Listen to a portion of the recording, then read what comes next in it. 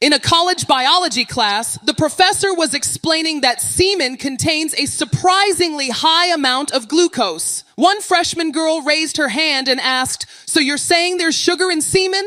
The professor nodded. "Yes, technically there is." Everybody kept taking notes like normal. Then she raised her hand again and asked the question that destroyed her entire reputation in under 5 seconds. "Then why doesn't it taste sweet?" The room froze. You could hear people blinking. The professor stopped. The students stopped. Even the air conditioning sounded uncomfortable. Then suddenly the whole class lost it. People were coughing, choking, slapping desks. And that poor girl realized what she had accidentally confessed in public. Her face turned so red it looked like her soul tried to escape through her cheeks. She grabbed her books immediately and headed for the door like she was fleeing a crime scene. Now a normal professor would have let her leave in peace. Not this man. Without even smiling, he calmly said, "Well, because the taste buds that detect sweetness are mostly at the tip of the tongue, not the back of the throat."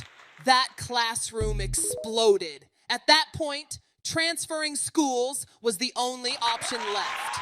Because no matter where she sat after that, somebody in class would have whispered, "Careful, she studies biology hands-on."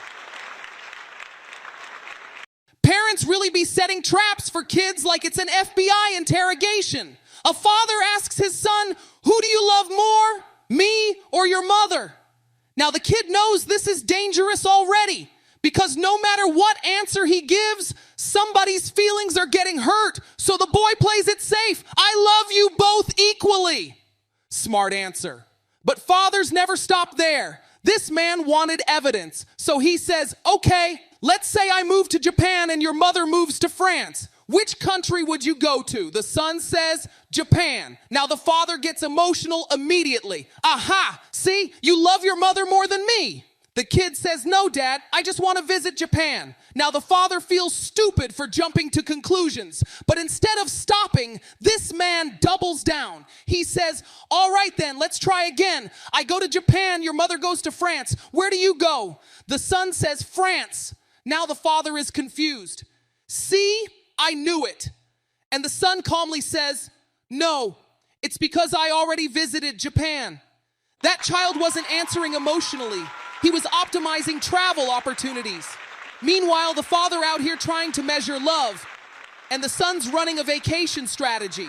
A man thought his wife was cheating on him, so before leaving town, he hired a famous Chinese detective to follow her around. A few days later, he gets a letter in the mail. It says, "Most honorable sir, you leave house. He come house. He and she leave house. I follow. He and she go hotel. I climb tree to watch."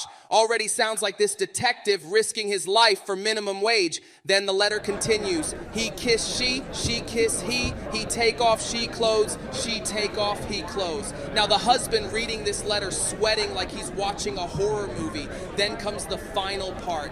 I play with me, I fall out tree, I not see, no fee, Chen Li, I lost it. Because this detective really said, I got distracted handling my own business and missed the ending.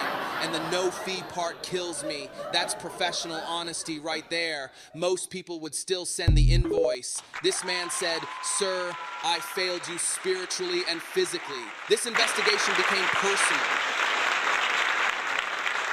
A guy asked, "What's the definition of bad luck?" His friend said, "Imagine having a wet dream and somehow waking up with HIV. That's not bad luck anymore. That's the universe personally selecting you for a tragedy package." At that point, even your guardian angel is confused. Like, wait, how did this even happen? And you know somebody somewhere would still try to stay positive. Everything happens for a reason. No. Some things happen because life woke up violent that morning. That's the kind of luck that makes you scared to even go to sleep. Imagine explaining that to a doctor. "So when do you think you were exposed?" "Honestly, doc, bedtime."